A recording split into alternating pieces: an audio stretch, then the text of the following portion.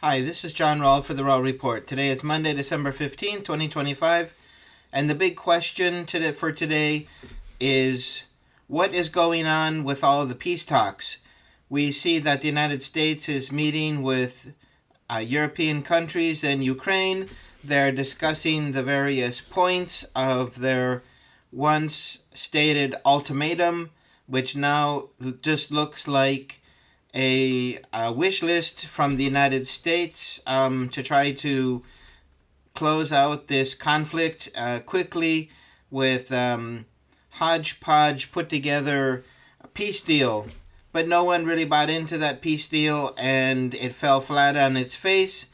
The date for Zelensky to accept the peace deal came and went. There were no consequences for Ukraine or Zelensky, and the United States decided to continue on to phase two of this effort that they're making. So if you think about the peace deal, we have four main, you can say we have five main groups of interests. We have, of course, Russia, Ukraine, we have the US, the UK, and NATO. And NATO basically meaning France, Germany, Poland. So the UK is about as far away from the contact line as could be. They're under no danger, no matter what happens in Ukraine. The Ukrainian military force could collapse tomorrow.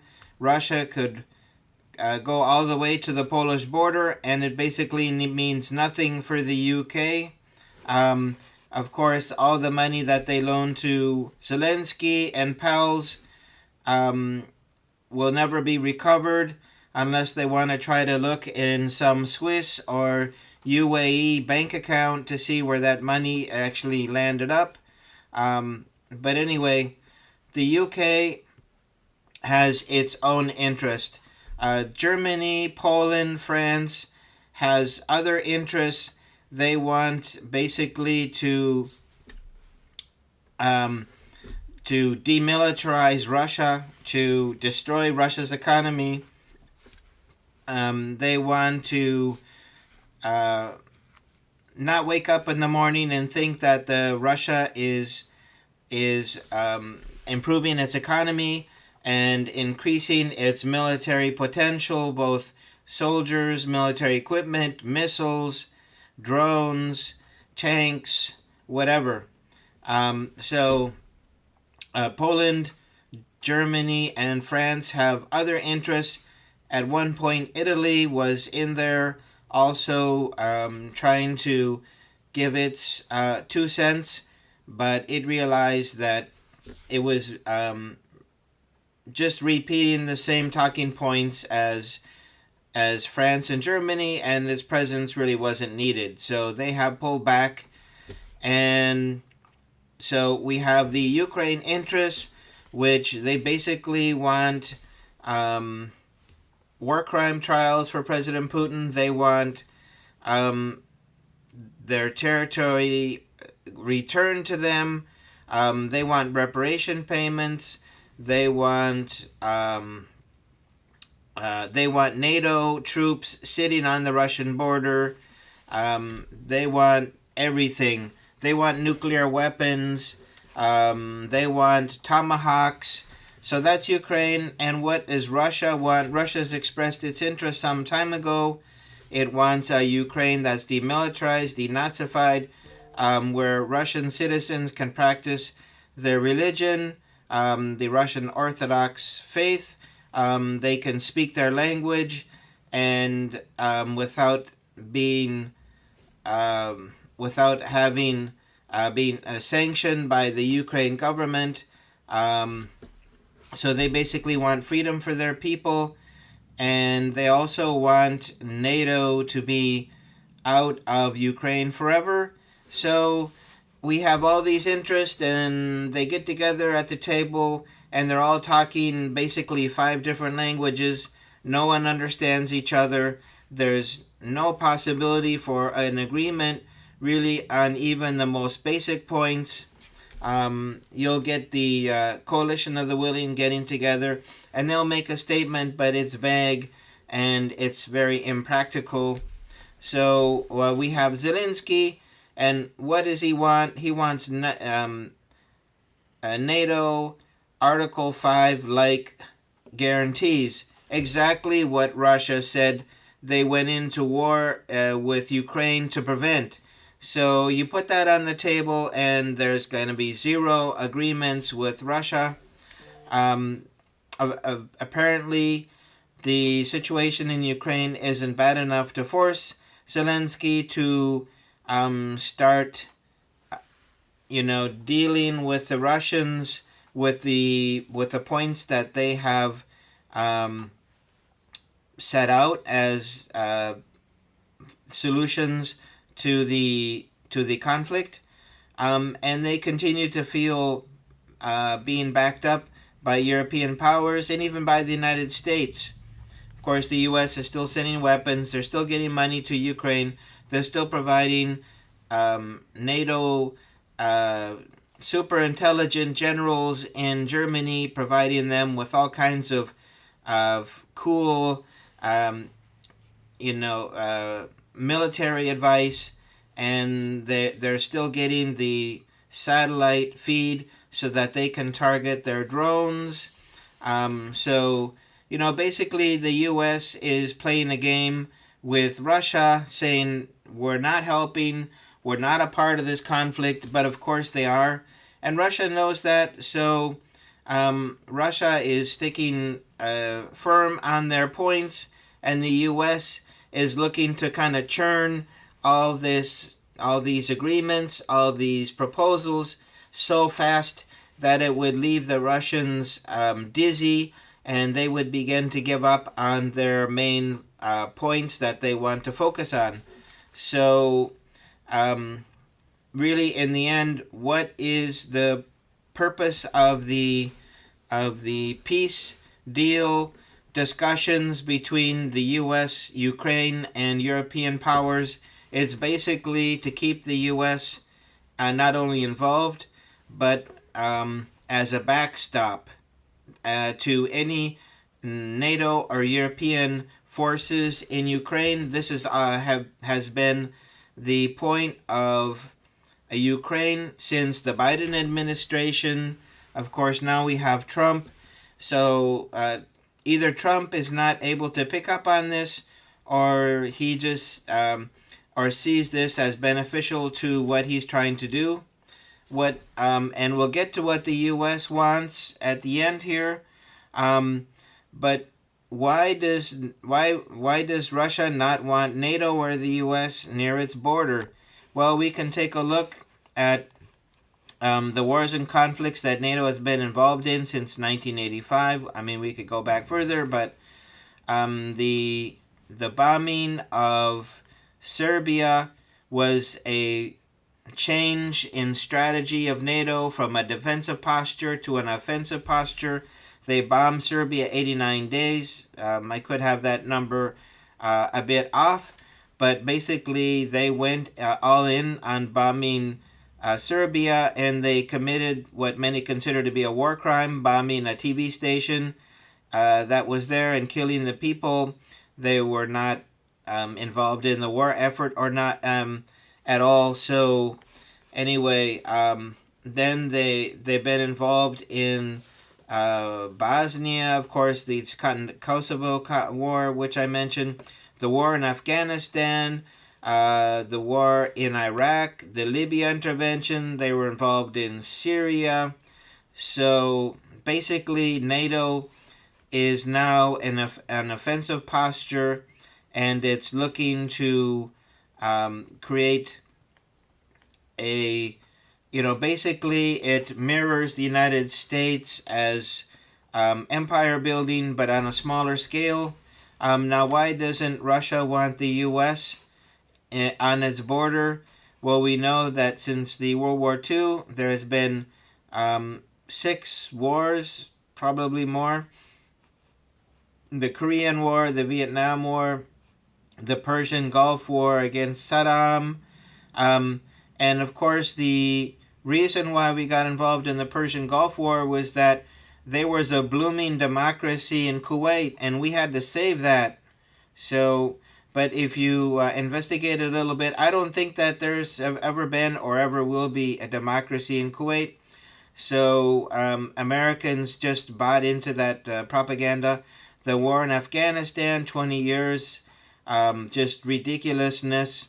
Iraq, another long engagement. Again, ridiculous. All the reasoning to go in there was all just made up by the U.S. intelligence community. So and limited wars, military intervention, sustained combat operations. We can look at Lebanon, Dominican Republic, Grenada, Panama, Somalia, Bosnia, Kosovo, Libya, Syria, Yemen, probably close to 23. And regime change operations. Here it says 34. This is ChatGPT. Many have that closer to 80. So we have Iran. They put the Shah in power. Guatemala. They put in a ruthless right-wing regime in power in Guatemala, and then started killing off Mayan Indians because the Mayan people. Sorry, they're not really Indians. India is another continent.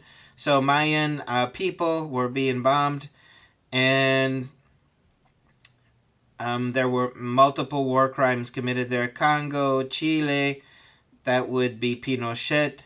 Afghanistan, of course, bringing in that puppet government. Iraq, of course. Libya, many. And regarding proxy wars, guerrilla wars, insurgency operations, officially it looks like about 45 or so. You can take a look. The U.S. has operated in just about every country in every region throughout the globe, and all this has implied a large expansion of the American empire. So of course the Russians aren't going to want a U.S. sitting on their border, because that they only come for basically one thing: to take away your ability to defend yourself, and thereby being able to steal all the natural resources. So then we move on to this whole movement from the EU countries.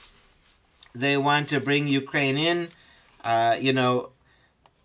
limping and, basically a comatose patient into the EU. And we know that Ukraine has been involved in many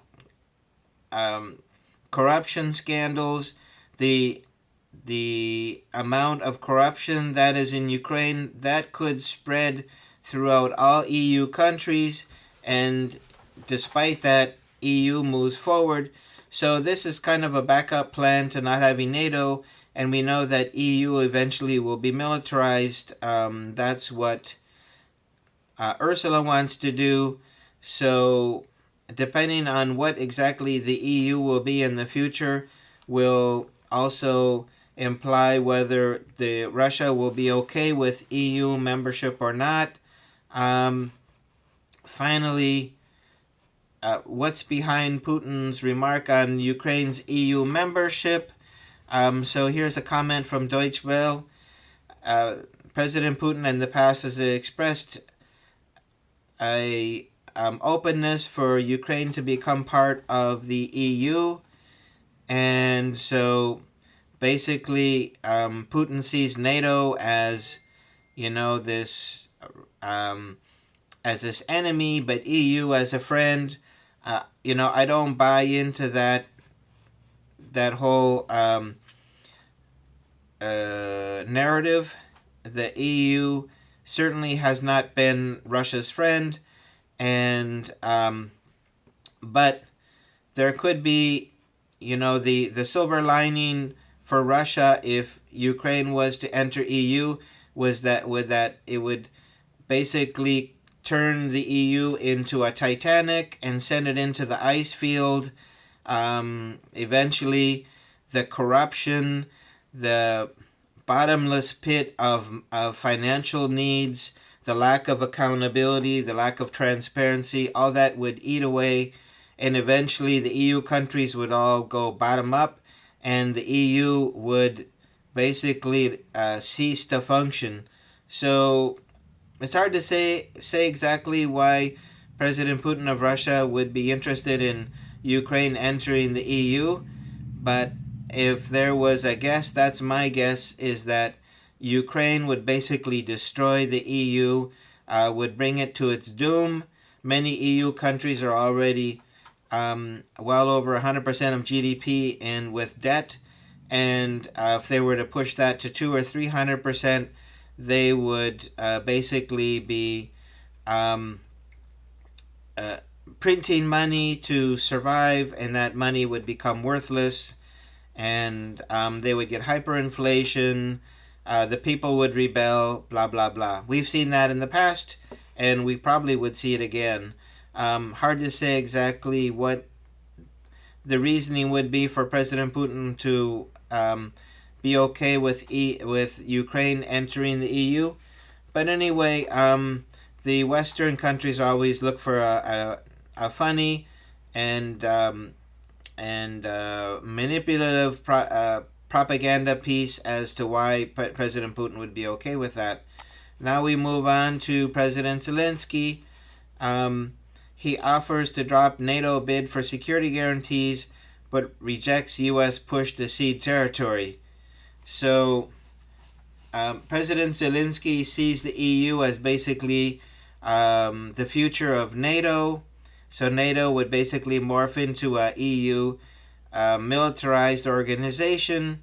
But of course, he doesn't want to cede territory, because if he did, he would be removed from power by the Banderites and the nationalists who put him in power in the first place. Of course, he's a comedian, and he's not a politician, he's not an economist, he's not a statesman.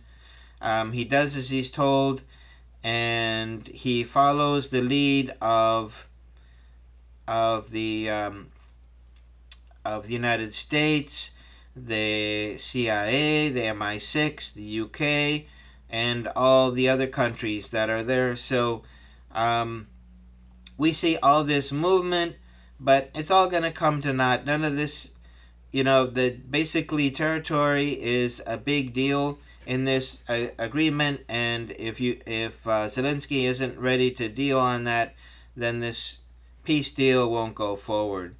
So finally, so the Ukraine and U.S. divided over territory after intense negotiations. From Axios, I'll leave the links to all this below, so you can click to that if you like. So the U.S. is pushing for a quick deal and for Ukraine to cede the territory that Russia has already conquered, and to take the remainder territory of the Donbass, Zaporizhia, Kherson, and convert it into a kind of a DMZ. So Ukraine is not going to have any of that, and the U.S. continues to push and offer like little carrots to Zelensky. In any case, Russia is not going to agree to any kind of DMZ. So all this movement in the end is just a theater for what's really going on, and that is the U.S. to basically give a backstop to the EU countries that are going to try to enter Ukraine and offer some sort of military support close to the front lines. So this is what this is all about. Nothing to do with territory, because the U.S.